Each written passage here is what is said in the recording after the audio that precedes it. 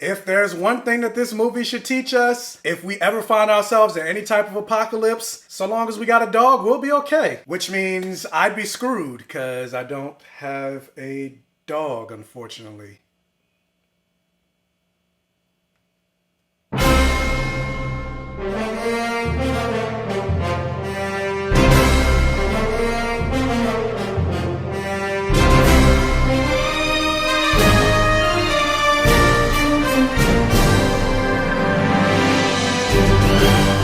Love and Monsters is a movie that just recently dropped on demand, and you could probably find it on Amazon. That's why I watched it. And it's directed by South African director Michael Matthews, and it stars Dylan O'Brien, Jessica Henwick, and Michael Rooker. And in a monster-infested world, Joel, played by Dylan O'Brien, learns his girlfriend is just 80 miles away. To make the dangerous journey, Joel discovers his inner hero to be with the girl of his dreams. And overall, this movie was fun. Like I mentioned, this movie is on demand streaming, so you will have to pay for this movie. And at first I was just like, I'm not paying to see a movie, but I decided to bite the bullet because ever since I saw him on Teen Wolf, I've been a fan of Dylan O'Brien, and I've seen him in other properties like Jordan Peele's Weird City. I've seen him in Maze Runner, and then I'm actually watching him right now in another property on Apple TV Plus called Amazing Stories. And yeah, I'm just a fan of Dylan O'Brien. And if I would have saw this movie in theaters, I would have totally bought this movie on Blu-ray. At the end of the day, I didn't regret paying for it. And the reason that I really enjoyed this movie is the fact that, like I mentioned, Dylan O'Brien is just so charismatic. And considering you are mostly following his character throughout the majority of the movie, like, he is the selling point of this movie. And this movie doesn't work if his acting doesn't work. And basically in this world, I'm not gonna say how or why, but there was a worldwide cataclysmic event. And so because of that event, a lot of creatures on Earth, from ants to frogs, spiders, alligators, moths, bees, you name it, have mutated into giant human killing size. And so while you may not have to worry about frogs in real life, in this world, running into a frog can mean life or death. Despite the life and death circumstances and the fact that this movie does have horrible creatures that can kill you, this movie was also funny. They had a lot of charm and wit. And also, like I mentioned in this movie, you have Michael Rooker, who plays this experienced monster survivalist. And Michael Rooker, he's just a cool guy. Like, I actually met him one time at a Comic-Con. Like, I ran into him one day, and he was like the nicest guy, and he was willing to talk and have a conversation. And I'm just a nobody, but yet he knew that I was a fan, and so he was willing to speak to me. And so you got a lot of that charisma from the character that he played. And now that I'm thinking about it, I'm just like,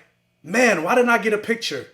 Stupid. And also, Michael Rooker's companion, this little 8-year-old girl played by Ariana Greenblatt, despite the little girl being a child, she's ultimately a badass. And I love this little girl, and seeing her play off of Dylan O'Brien was cute. And also, Jessica Henwick, who I really started to take notice of in the Luke Cage Iron Fist Defender series. She played Colleen Wing in that. Like, I appreciated the direction that they had her character going, and she was more than just the typical love interest that you see in these movies. Like, you kind of feel like, based on the premise of this movie, you kind of ultimately know where this movie is going to go. And by the end of it, it ended up completely shattering my expectations of what I thought the movie was going to be and what it ultimately ended up being. And then also with that, like, the creature design and how these monsters looked was pretty awesome. Because these creatures were mutated versions of real life animals, they were also able to have their own spin on what these creatures would look like. And yeah, they looked terrifying. But yeah, the overall draw of this movie is really the relationship between Dylan O'Brien's character, Joel, and the dog, whose name is Boy.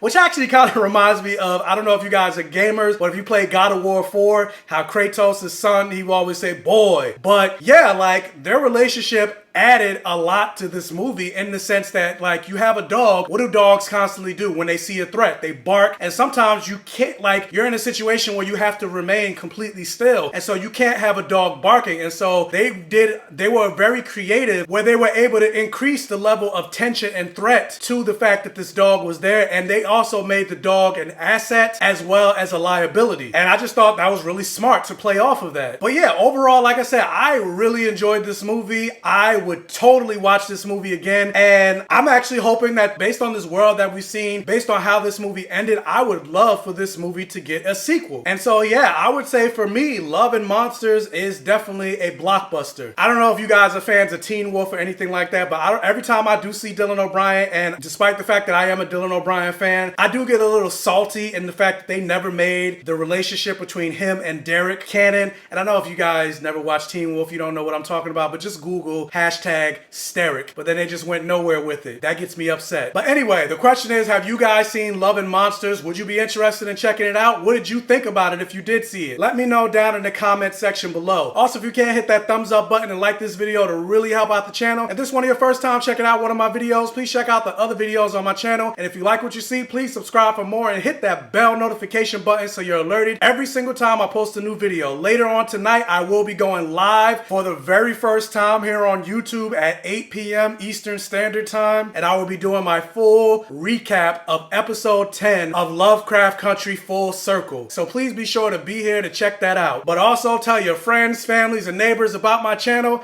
to help me continue to grow. And as always, I will catch you guys next time.